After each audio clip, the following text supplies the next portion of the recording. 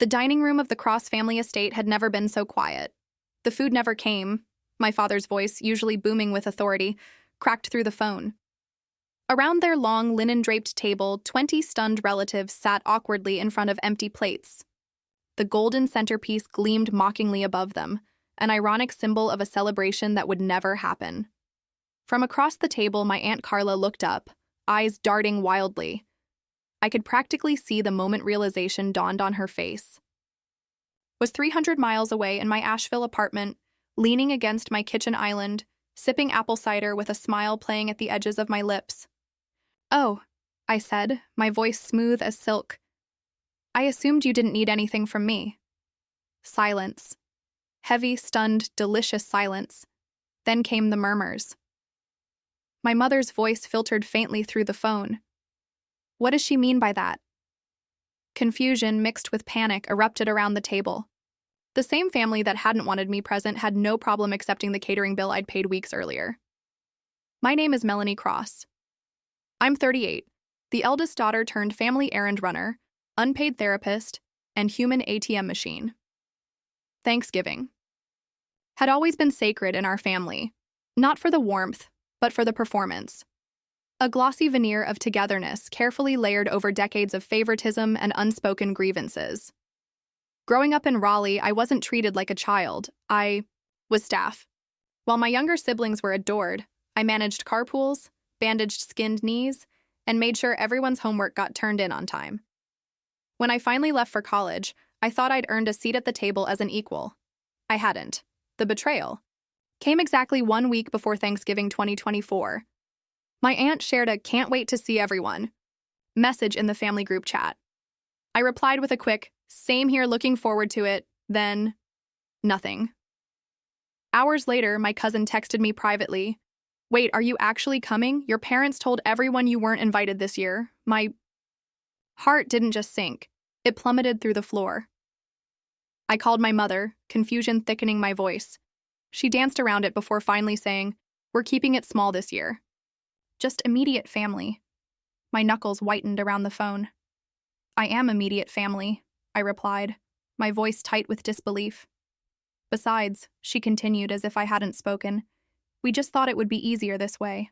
Less tension." There hadn't been any tension unless you count me finally saying no when asked to pay for my brother's car repair. Or when I didn't step in to clean up after my sister's wedding debt disaster. I hung up and checked with others. Everyone else had been invited. My siblings, their spouses, even distant cousins who barely remembered each other's names. Yet somehow, I, the eldest daughter, had been deliberately left out. Well, I may have been excluded from the table, but they would still taste the cost of forgetting who funded their feast. Only later, after the shock wore off, did an important detail hit me like a thunderbolt.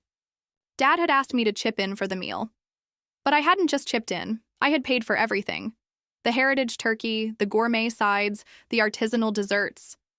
I'd even placed the orders myself at Maple and Pine, the boutique butcher my mother adored, and Sweet Laurel Bakery, where she swore the pumpkin cheesecake rivaled anything on the Food Network. All of it was ordered under my name. They hadn't just forgotten me, they had used me. I made 2 phone calls, the first to the butcher, who processed a refund in minutes after hearing my story. The second to the bakery, who hesitated, but ultimately relented when I forwarded the receipt showing I was the sole payer. Then I waited, knowing exactly how this would unravel. Thanksgiving Day, 12:17 p.m., my phone buzzed with Dad's name. I let it ring 4 times before picking up. "The food never came," he said, his voice a strange mix of panic and confusion. Behind him, I could hear the chaos. Murmurs, sharp whispers, my mother's voice rising like steam from a pressure cooker. I tilted my head, injecting just the right amount of feigned concern into my voice. "Oh, maybe check with whoever placed..." "The order? You placed the order," he snapped. "Did I?" I let the silence hang, stretching it just long enough to sting. "Well, I didn't think you needed anything from me since you didn't need me." There was no response. An hour later, a text from my cousin painted the perfect picture. No turkey, no sides, no desserts. Every store in Asheville and surrounding towns closed or picked clean. My sister had brought her new boyfriend she desperately wanted to impress. She ended up crying in the guest bedroom. My mother locked herself in the bathroom. My father sat mute while Uncle Ron asked loudly, "Wait, wasn't Melanie bringing the turkey?" The room had gone silent. Then the whispers started. 3 days later, a group text arrived from Mom. "We really missed you at Thanksgiving. Hope we can put this behind us." Not an apology, a rug, something to sweep it all under. I said nothing. Aunt Carla called a day later. "A lot of us confronted your parents," she said quietly. "They needed to hear it." But Mom didn't like consequences.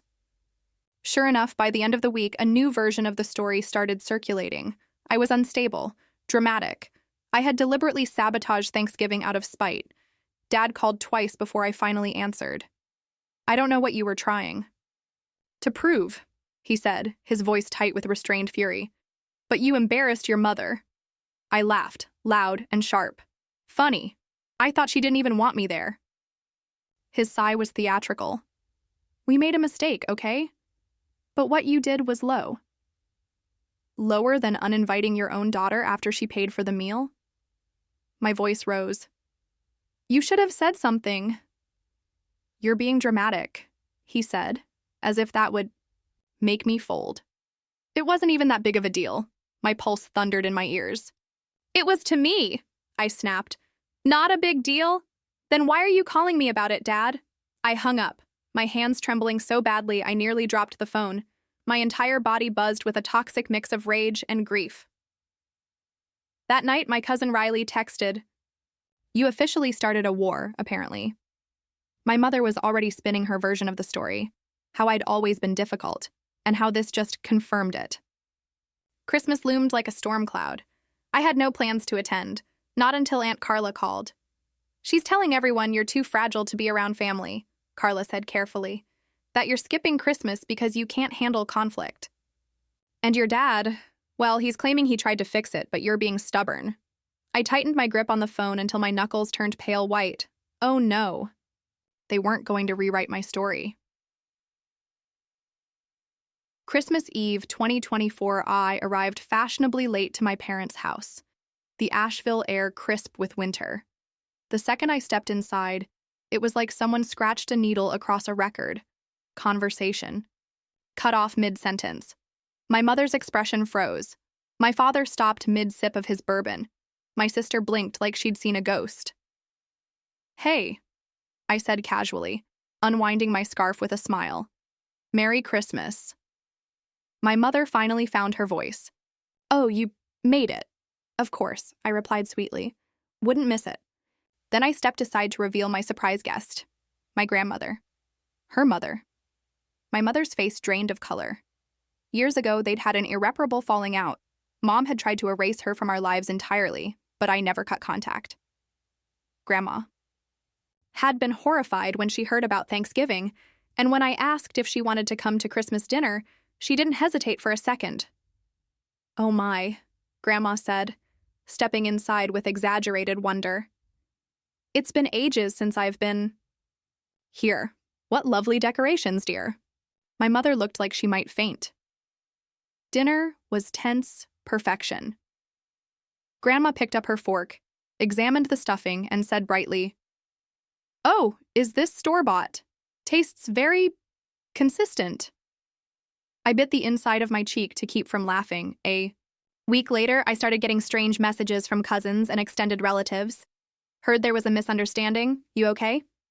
Others were more pointed. "Didn't think you had it in you to be that cruel." Aunt Carla clued me in. "Your mom's telling everyone you had some kind of breakdown," she said, sighing. "That you're unstable, that what you did at Christmas proved it." I let out a bitter laugh. It was unbelievable, but not surprising. If my mother had taught me anything, it was that truth is dangerous to those who depend on control. If you've ever been the black sheep at the holiday table or found strength in standing alone, don't miss what happens next. Subscribe to the channel to follow Melanie's journey as family secrets unravel and quiet revenge turns into lasting power. The realization landed hard like a gut punch. My mother wasn't just embarrassed. She was threatened. I'd exposed her, and now she was rewriting the narrative to cast me as unstable. If she could discredit me, she wouldn't have to face the truth. She wouldn't have to be wrong. I called Grandma. She didn't sugarcoat it. Unfortunately, she sighed, your mother's been calling around saying she's worried about you, that you're not well. I let out a sharp, bitter laugh. You know that's not true, right? My dear, she said, her voice suddenly firm. I knew it wasn't true before she even opened her mouth. That night, I sat on my couch, lit only by the soft glow of my Christmas tree, and typed out a message to the family group chat. Hey, everyone. Just wanted to clear up some confusion. I'm doing great. No breakdowns, no drama. It's been an interesting holiday season, but I'm genuinely in a good place. Hope you all are too. Wishing everyone a happy new year. It was short, neutral, impossible to twist. The digital equivalent of smiling and waving while my mother's lies turned to ash. Then something unexpected happened. My brother Ethan texted me, Hey, can we talk? We hadn't spoken in months. I called him immediately, heart pounding. His voice came through uncertain, softer than I remembered. Look, I don't agree with what Mom did. I blinked. You don't? She's really good at twisting things, he admitted. Thanksgiving felt off, but Christmas, that was when it all clicked. I stayed quiet, letting him talk. I didn't say anything, he added. Because, well, you know how she gets. Yeah, I said gently. I know. He paused. I'm not saying I handled it right, but I don't think you're crazy. Not even close. My throat tightened. I hadn't realized how much I needed to hear that until tears welled up. Something had shifted. First Carla, then Grandma, now Ethan. My mother's grip was loosening. 2 weeks later, my phone rang. I nearly ignored it, but some mix of curiosity and old wounds made me answer. Hello? Her voice was cold as winter. We need to talk, in person. About what? A pause. Then, your little stunt humiliated me. There it was, not hurt me or, let's talk about what happened. Just humiliated me, still about appearances. Sunday dinner, 6 Mao, she clipped. Your father and I expect you here. And then she hung up. I almost didn't go, but Aunt Carla called. Just hear them out, she urged. You don't have to forgive them, but make them say it to your face. So on Sunday evening, I pulled up to my parents' house again. The tension hit me the moment I stepped into the dining room, heavy, almost physical. My dad stood stiffly near the end of the table, hands clasped too tightly. My mom sat at the head like a judge awaiting trial, arms crossed, mouth tight, eyes sharp. My sister pretended to be absorbed in her phone. My brother Ethan sat on the edge of his seat, glancing nervously between us all. Mom exhaled hard. Do you have any idea what you've done? I tilted my head. Which part are you mad about? Canceling the turkey? Bringing Grandma to Christmas? Or the fact that people stopped believing your version of the story? You're so dramatic, she spat. Dad stepped in, his voice low but tense. Your mother's hurt, and you've done nothing but make her look bad. She made herself look bad, I replied calmly. I just stopped covering for her. Mom's face flushed. The truth, she hissed. You mean your version of events? Because in my version, you abandoned your family, refused to let go of the past, and took revenge over a simple misunderstanding. Uninviting. The word cracked through the air like thunder. You didn't invite me. You let me pay for the food. And then pretended I didn't exist. We never meant to exclude you, she snapped. We just thought it would be easier. Less tension, and then you made it worse. You told people I was unstable, I said. You tried to destroy my credibility. You embarrassed me, she shot back, in front of everyone. And then Ethan spoke. Mom, he said quietly but with surprising firmness, you did exclude her. You told everyone she wasn't coming. You let her pay for everything. That was wrong. She turned toward him, eyes flashing. Oh, don't you start too. But Ethan didn't back down. No, you crossed the line. You always do when you feel cornered. Dad shifted uncomfortably.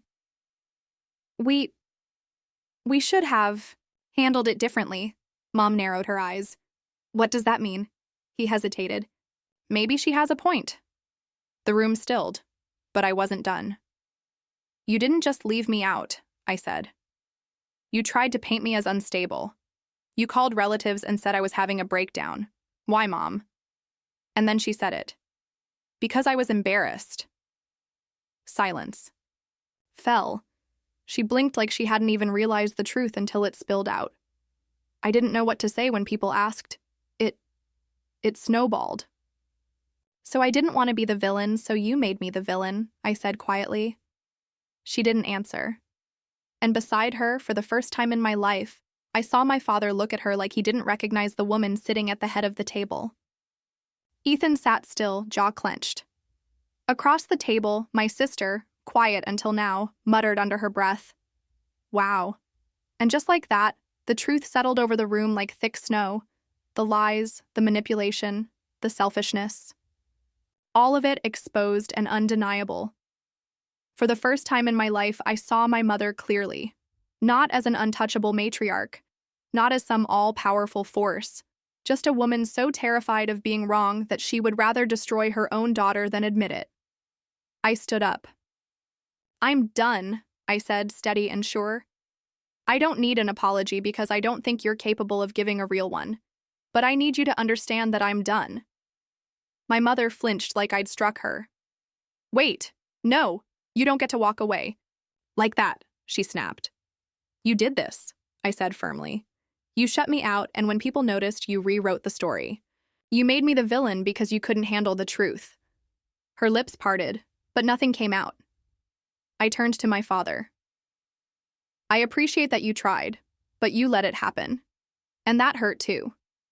He didn't have a response, just looked down at his folded hands. I looked to my siblings. My sister blinked, face tight with guilt. I should have said something sooner, she said softly. Ethan gave a quiet nod. Me too. It didn't fix anything, but it mattered. In the weeks that followed, I created distance. Mom sent shallow texts. Can we move past this? I left them on read. Aunt Carla checked in regularly, her support constant. Grandma sent a handwritten letter full of warmth, telling me how proud she was that I stood up for myself. But the real surprise came from Ethan. One evening in mid-January, he texted, "Want to grab coffee?" We met at a quiet cafe in West Asheville. We ended up talking for nearly 3 hours. I think I spent so long trying to keep the peace, he said. I didn't realize how much damage she was doing. Yeah, I replied, my voice low. I get it. And in that moment, I realized I wasn't alone. Not anymore. If you've ever been the scapegoat in your own family, the one who sees the dysfunction while everyone else clings to the illusion, then you know this feeling. The hollow ache, the constant questioning, the heartbreak of being told you're the problem just for setting boundaries. You've heard it. That never happened. You're too sensitive. Stop making everything about you. Standing. Up to that dynamic isn't easy, it's terrifying. But sometimes the most powerful thing you can do isn't forgive. It's refuse to play your assigned role. The empty chair at their next Thanksgiving table won't be my shame. It will be my peace. And if you're still nodding along, maybe it's time. You ask yourself, which tables in your life are nourishing you, and which ones are just keeping you starved for love you'll never be given? If you've ever been silenced, sidelined, or labeled for standing your ground, drop a comment. I'd love to hear your story. Support matters. Protecting your peace isn't selfish, it's necessary. Choose respect over obligation. If this resonated with you, hit subscribe. Melanie's journey might be over, but yours may just be beginning.